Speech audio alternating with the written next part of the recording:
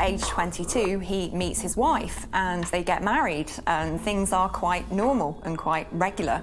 But both of them have a bit of an issue with alcohol. Both of them tend to drink to excess, and their relationship becomes quite volatile and quite chaotic. They attract the attention of neighbours and the authorities when they're arguing and they're overheard having domestic disputes. So it's not a particularly nice household for very long. After separating from his wife in 1967, 32-year-old Honka was alone and working the graveyard shift as a night watchman.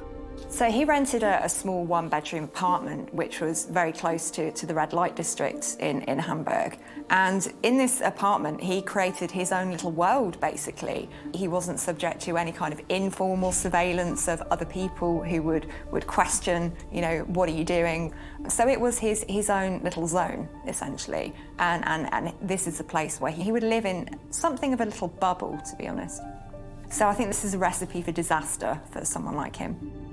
Honka spent his free time drinking in 24-hour bars around the Reeperbahn in the city's notorious red light district. There will be lots of reasons why people turn to alcohol, but I think in this case, here's an individual who didn't have a lot of control over his life as a child. There was a lot going on around him that he had very little power over whatsoever. And what can happen with people who experience circumstances like these is that in adulthood, they develop an intense need to be in control of what's going on around them. And for some people, that will manifest itself in self-medication. Die eine Kneipe war dieser berühmte goldene Handschuh.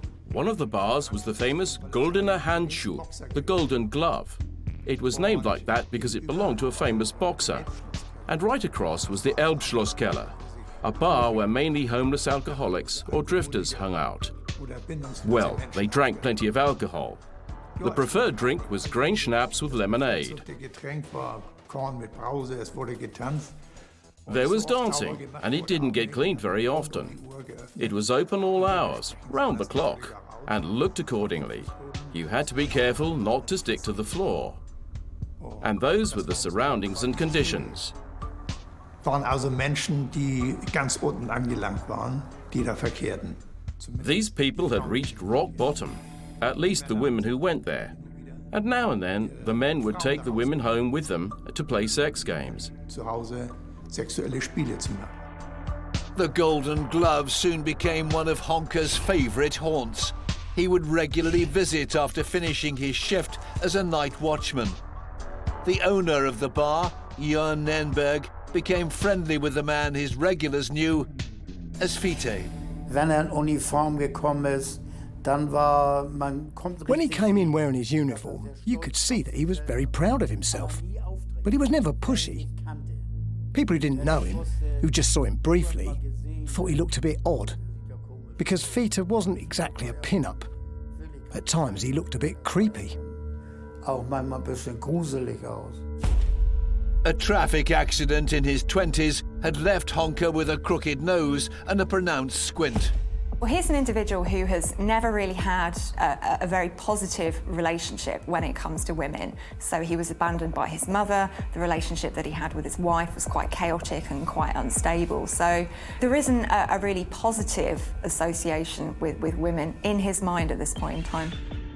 Honka is a mentally unstable, intellectually challenged runt of a man who has profound sexual problems. He finds sex with a woman almost impossible and therefore demands oral sex. He is a drunk, a loner, who has had almost no paternal, maternal caring as a child. He was no one's idea of Mr. Universe, but he was clearly, or at least able, and could afford to hire prostitutes. Honka had taken a liking to older prostitutes who could often be found in the bars around the Reeperbahn. Das waren ja nun Obdachlose, die kein Einkommen hatten. These were homeless women who had no income. He had money. He could offer alcohol. In November 1971, a worker at a factory yard in the Gaustrasse came across some junk, and when he rummaged through it, he found body parts. So. Und zwar sieht er, dass eine Hand He saw a hand sticking out of a pile of rubbish. He immediately informed the police. And the local officers on duty, who were the first to arrive at the scene, informed us that the findings were indeed body parts. We went to investigate further and spotted several chopped up body parts. Only the torso and the right leg were missing. Everything else was there, but cut into pieces. Alles andere war da, aber zerteilt. Besides the body parts, we found breasts that had been cut off, suggesting that this was in all probability related to a sex offence. Ein Sittlichkeitsdelikt war. Although the head was badly decomposed, in 1971 experts were able to reconstruct it well enough to enable the police to provide a photo to the press. The victim was identified as 42-year-old prostitute Gertrude Breuer. Before the fire at Honka's apartment, the case had remained unsolved. Und somit hat sich eigentlich der Kreis geschlossen von den Leichenteilen. We had come full circle, from the body parts found in the Gaussstrasse to the torso found on the premises of Honka's living quarters, and subsequently we could charge him with this crime. Anlasten. Honka had murdered Gertrude in December 1970 after picking her up in the Golden Glove. It was the first time he'd killed someone. Investigators believe he strangled the 42-year-old to death because she refused to have sex with him. He dismembered her body using a saw. To simply cut off a limb is a fairly straightforward procedure. You need a knife to get through the flesh and a saw to get through the bone. It doesn't have to be a complex thing to do. It's not like you're a surgeon doing an operation. Golden Glove barman Jörn Nernberg had unknowingly assisted Honka in meeting his victims. He always said in a sneaky way, "Hey, Jörn, give that one a little drink, but don't tell her it's from me." "Okay, Vita, no problem." Gave the drink. "Who's that from?" "From someone." "Oh, okay, good." They didn't ask much, as long as they had something to drink. Gertrude Breuer, a hairdresser and part-time prostitute, was a regular in the bar.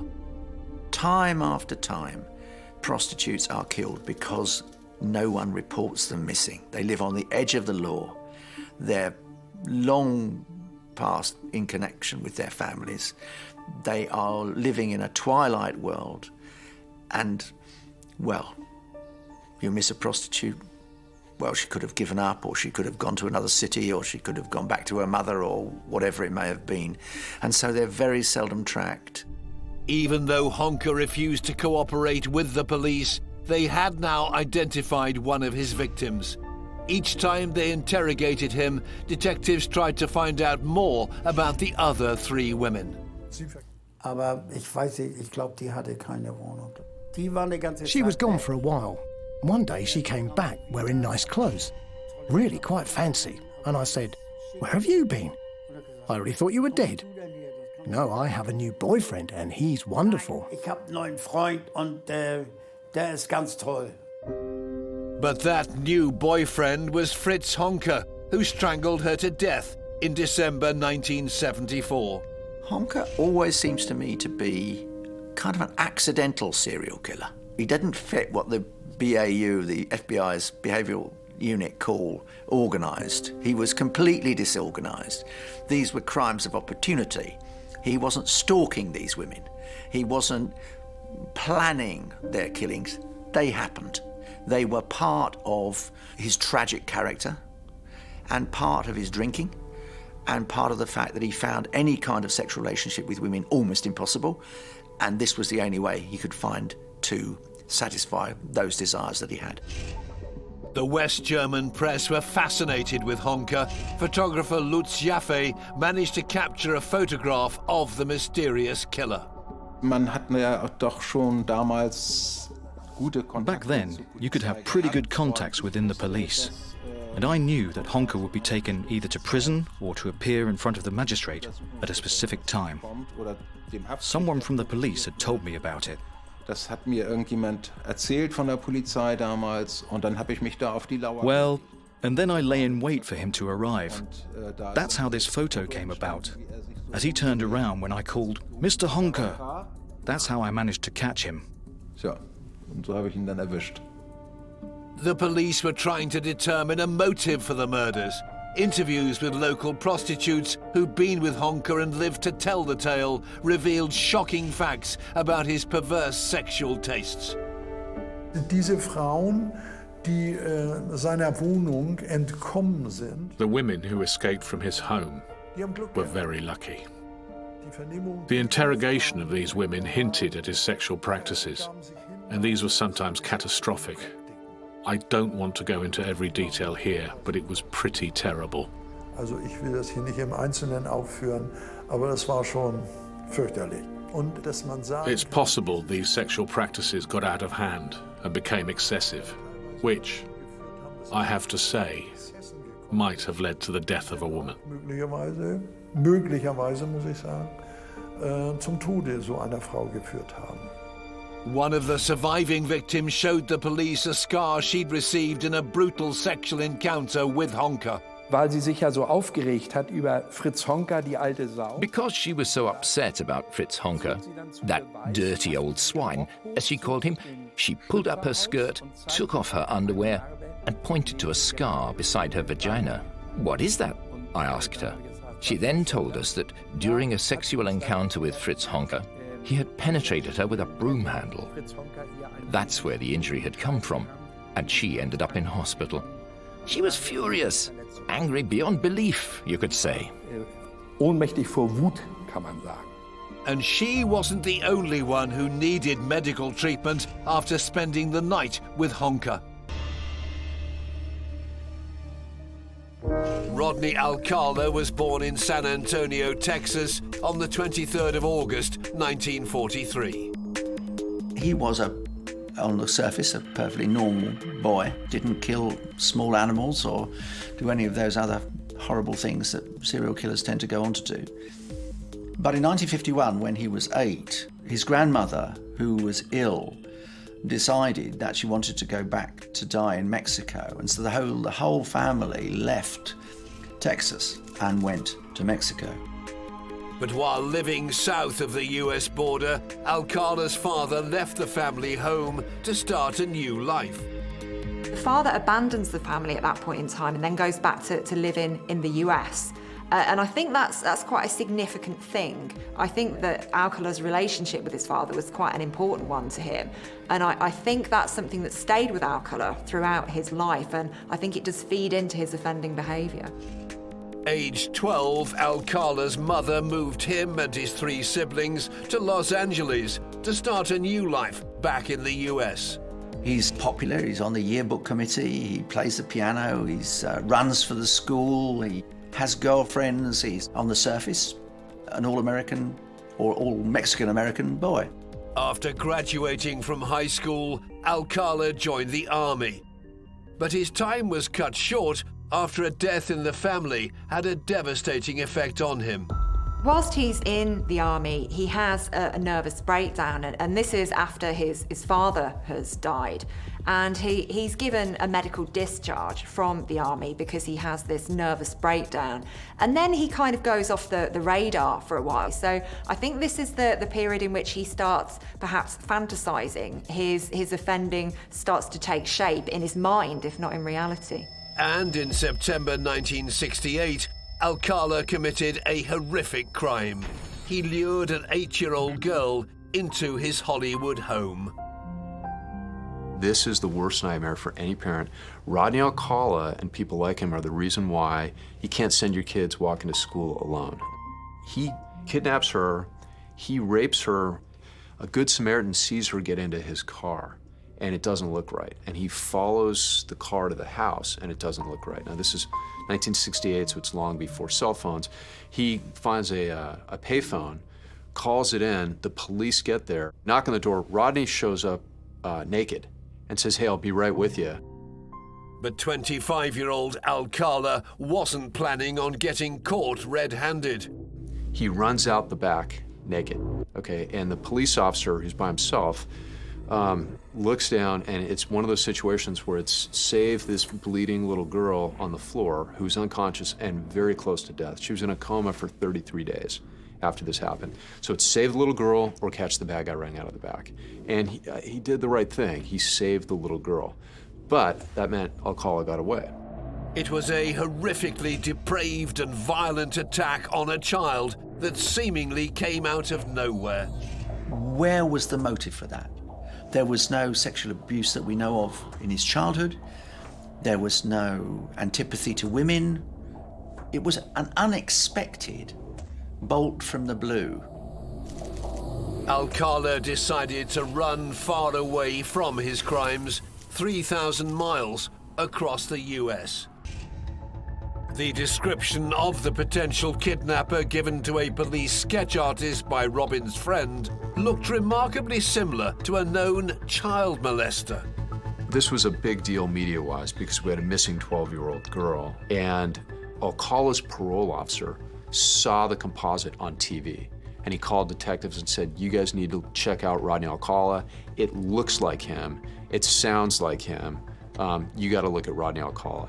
And like 15 minutes after they received that phone call, one of the cops is home, turns on the TV, and sees Acala on the dating game.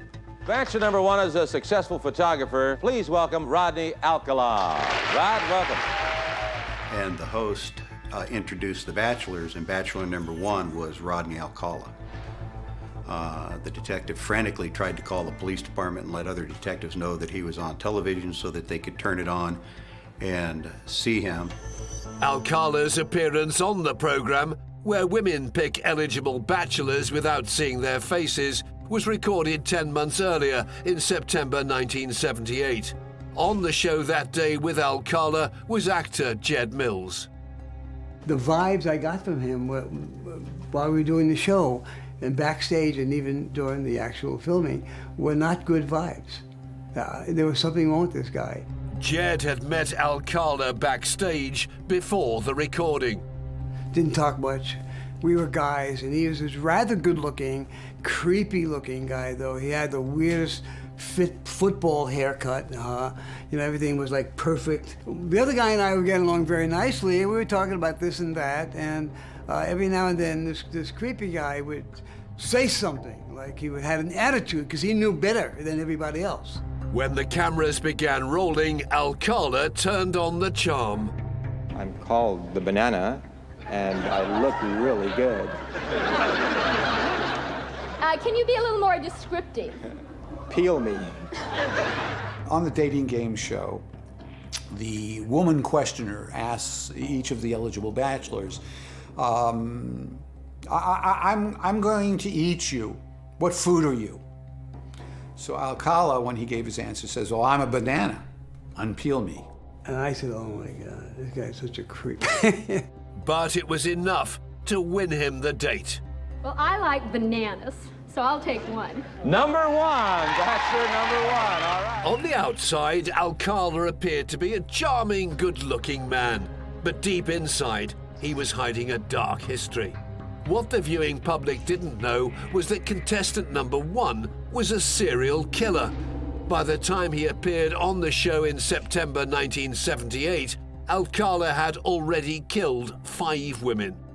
Over 35 years on, Jed Mills still feels anger towards his fellow contestant. Thinking back on it, it was very spooky, that I was in a room with this guy. Had I known, I'd have killed him right there. My bare hands, that he's killing women. Horrible, just horrible. Prior to his national TV appearance, Acala had already murdered 23-year-old Cornelia Criley in June 1971 in New York. And then in July 1977, he killed another young woman in the city, 23-year-old Ellen Hover. Over the following 12 months, he struck again, this time in Southern California. Among his innocent victims, 18-year-old Jill Barkham, 27-year-old Georgia Wickstead, and 32-year-old Charlotte Lamb. All were murdered by the 34-year-old who was now hiding in plain sight.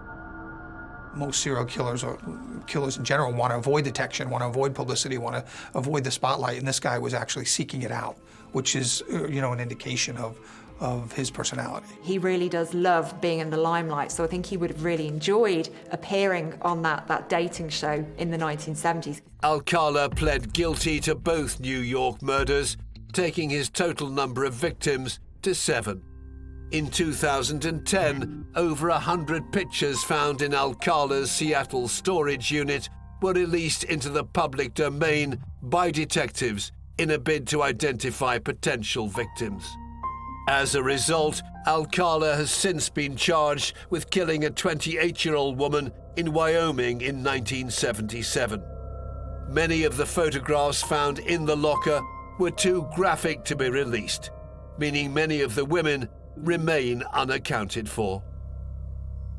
Acala may be the most dangerous of all of the killers that have ever been caught, because while he was only charged with a relatively small number of murders, the number of pictures he had means that he may have killed in excess of 100 people.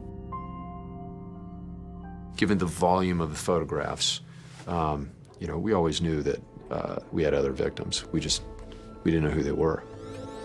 Alcala was forced to pay for some of his crimes, but for the families of the deceased, the pain of losing a loved one is a punishment that lasts forever. I don't think Robin's family is ever going to be at peace. They had their 12-year-old sister kidnapped and brutally murdered in the mountains of Los Angeles County. They live with that every day when they look at her photographs that they have on their shelves. It tormented them then, and when people bring it up today, it's further torment for them. So I don't think they'll ever be at peace. They'll certainly be elated the day he dies, but at peace, I think they're just dealing with it. 74-year-old Rodney Alcala remains on death row in Corcoran State Prison in California. He has never admitted to any other murders.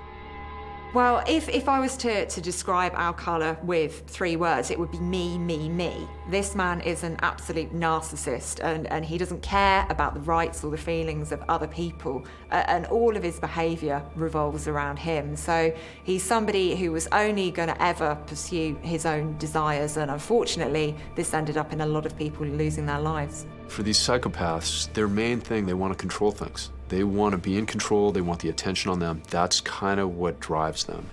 He went up, he made his whole pitch, and they soundly rejected him. They rejected his defense. They rejected everything that he stood for and found that he deserved to die for what he did. My feelings towards the monster, it's rage, it's anger, and I really hope that he's suffering. He's in poor physical health. He's being fed through a feeding tube. It's reported that he has Alzheimer's. I hope all of this is true, and that one day I get that phone call that he is gone and nobody will ever have to hear his name again. Rodney Alcala killed at least 6 women and a 12-year-old girl.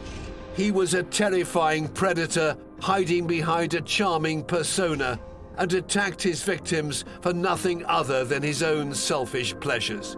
To this day, we still do not know why he did it. When he finally dies, Alcala will be remembered as one of the most dangerous men in America and one of the world's most evil killers. This killer's story begins in 1946.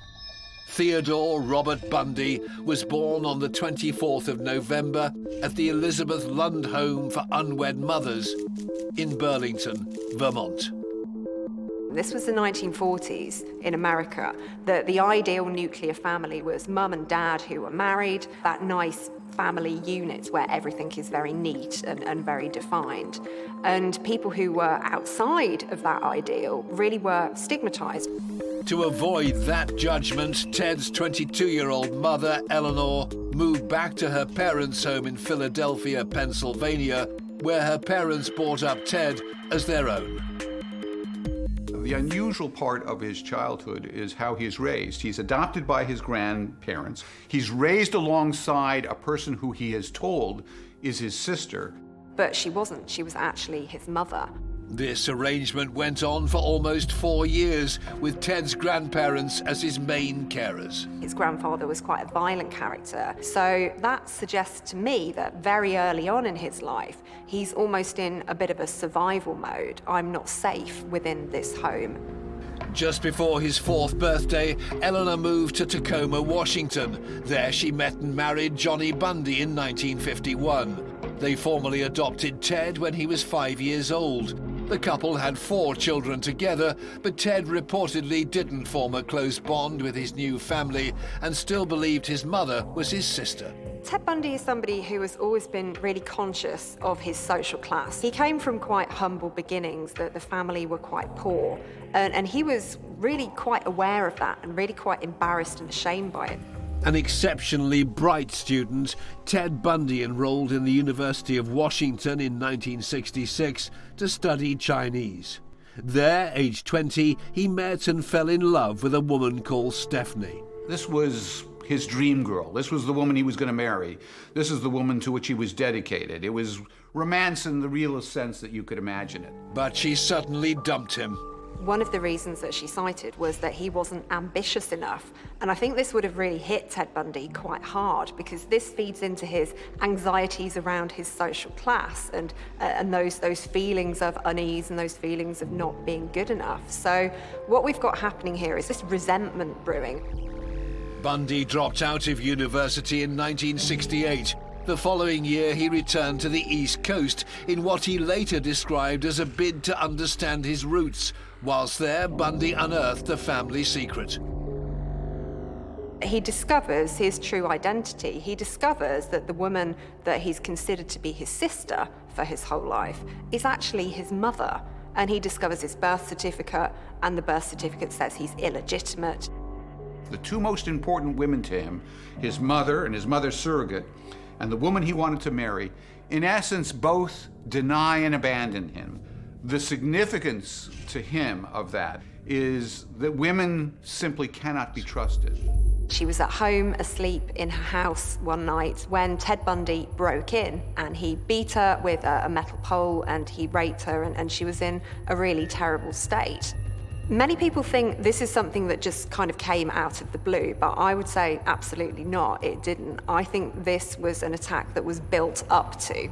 We often find with offenders there's some behaviour before they get to the point of raping and attacking people. And in Ted Bundy's case, this was voyeurism. So he had a history of peeping through women's windows and watching them get undressed. And it's something that gradually builds, and it's not enough for him, and he ratchets it up to the next level.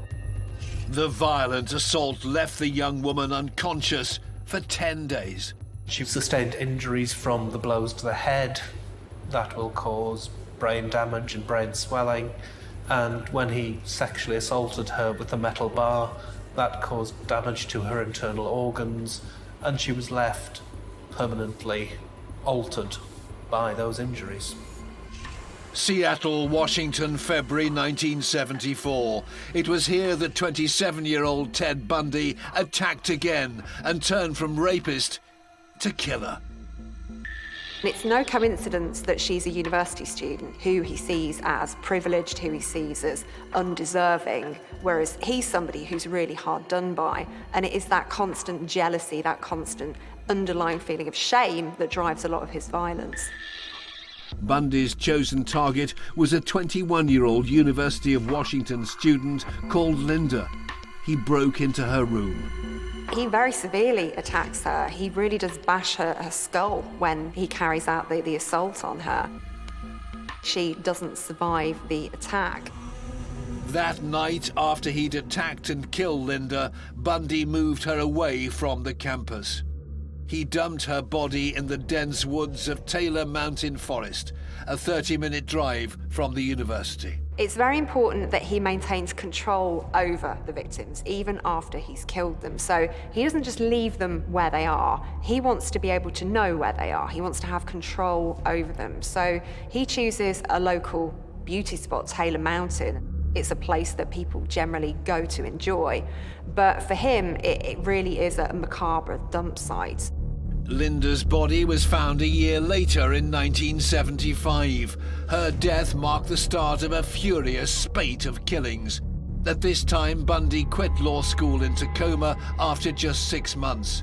He returned to Washington, not as a student, but as a predator. He would lure women over to his car, saying that he needed their assistance with something. And he'd often be wearing a sling to make it appear that he'd injured himself. And he was good-looking, he was charming, he was respectable. Bundy's trademark VW Beetle became his favorite method for abducting women before taking them to a remote spot to attack them. When he hit, it was like a shark grabbing its prey. Bam! He'd use a blunt object to bludgeon his victims, and then he'd strangle them.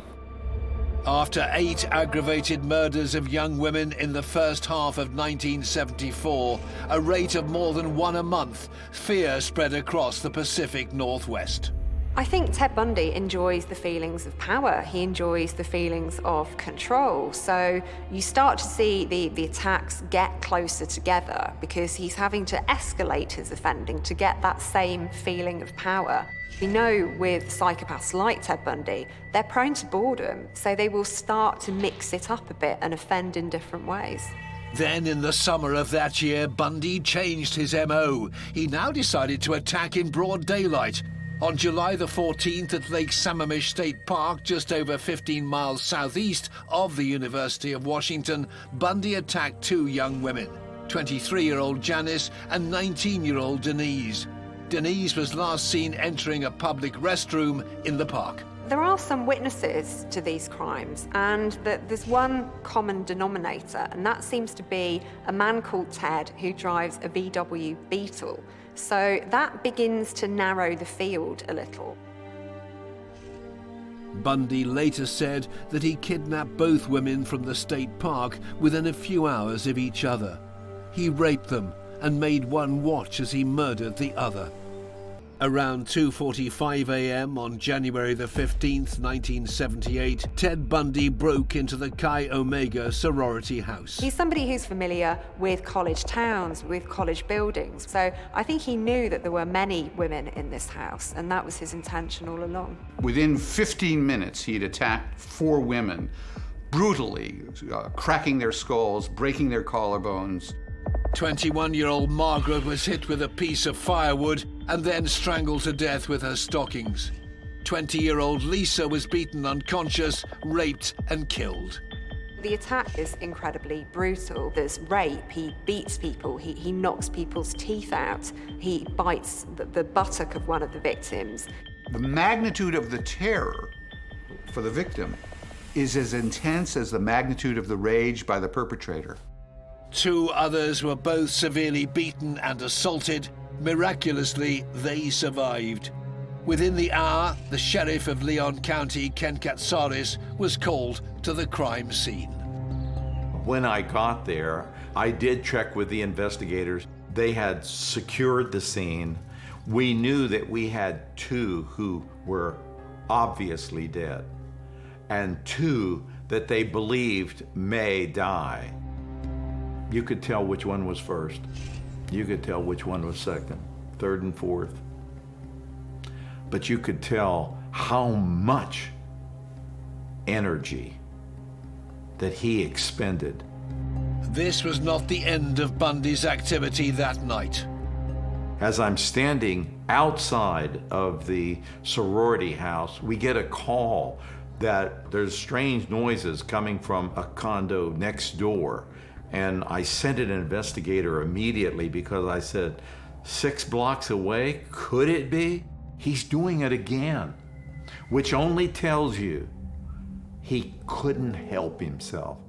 Bundy had broken into another apartment where he savagely beat another student. She was in a pool of blood when my investigator went in the condo or the apartment, and Bundy was leaving out the back window, but she tended to the injured first. Still free a few weeks later, Bundy struck again, this time in Lake City in northern Florida. His victim was another little girl who was just 12 years old. He is a prolific serial killer at this point in time. Serial killing is his hobby. It's his vocation. It's something that he feels that he's good at. And more so, he's getting away with it. And when somebody's getting away with it, they're certainly not going to stop. And if anything, their offending is only going to get worse. Bundy dumped the girl's brutalized body in woods about 30 miles west of Lake City. He then stole a car and made his way west into the Florida Panhandle. 3 days later, on February the 15th, 1978, an alert Pensacola police officer stopped America's most notorious serial killer near the Alabama state line for driving suspiciously. He just had a gut feeling that something might be wrong. And of course, it came out over his radio after he called it in that the vehicle had been stolen. After a brief struggle in which the officer was forced to fire a warning shot, Bundy was arrested. He was taken to the Leon County Jail in Tallahassee, Florida.